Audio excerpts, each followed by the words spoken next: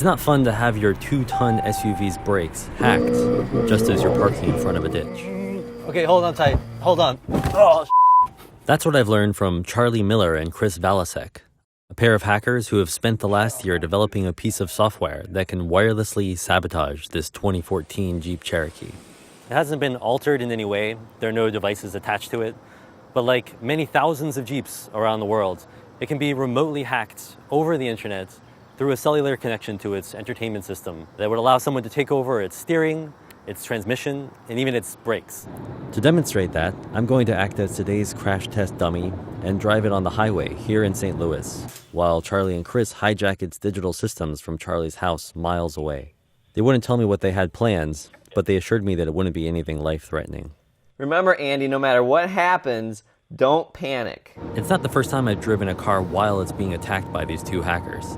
But in 2013, they were in the back seat, and their laptops were wired into the vehicle through a port in its dashboard.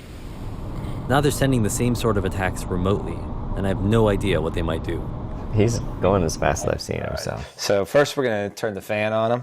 Yeah, let's turn the fan on, see if he even notices. All right, something just turned on, all the fans and AC and stuff. I didn't do that. The trick started small. Oh my God. There's a picture of Charlie and Chris in tracksuits that just appeared on the dashboard. But as I drove down the interstate, things started getting unpleasant and very loud.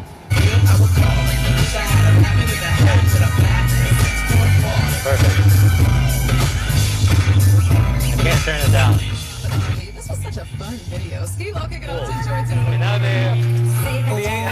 air conditioning is blasting, the music is blasting, and I can't see anything because of the windshield wiper fluid. Okay, do it. Do it. Kill the engine. So we're killing the engine right now. It says park sense. Actually can't accelerate. I stomped on the gas, but the Jeep slowed to a crawl. It says 43 miles an hour, but I'm not going that fast. I turned on my hazard lights, but I was still stuck in the right lane with no shoulder to escape onto. Guys, I'm stuck on the highway. What did he say? Oh, I think he's panicking. He's not going to be able to hear us with that radio. It's so loud. Guys, I need the accelerator to work again. The accelerator will work. It won't work! You're doomed. Seriously, it's dangerous. I need to move. You got to turn the car off! Okay. Now you should be good to go. Semi drove by.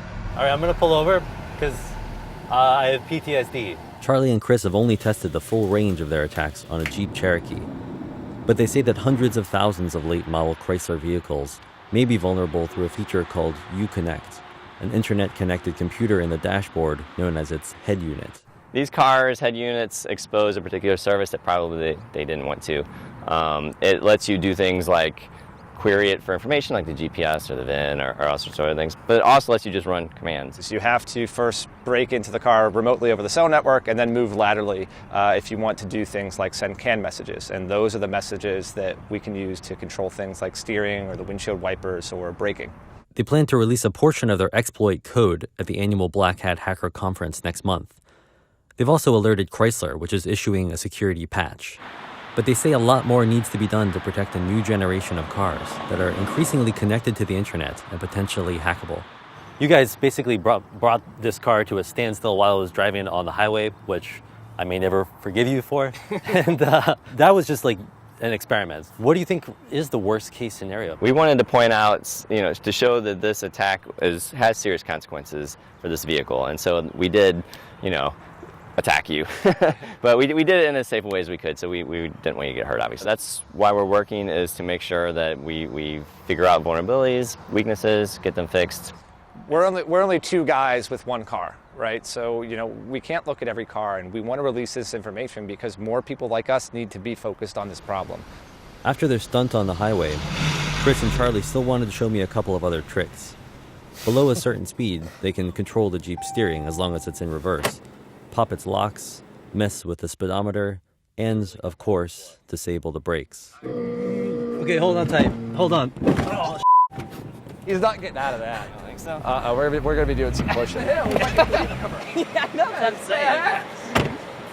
That's how you drive in the Midwest. New Yorkers don't know how to do that.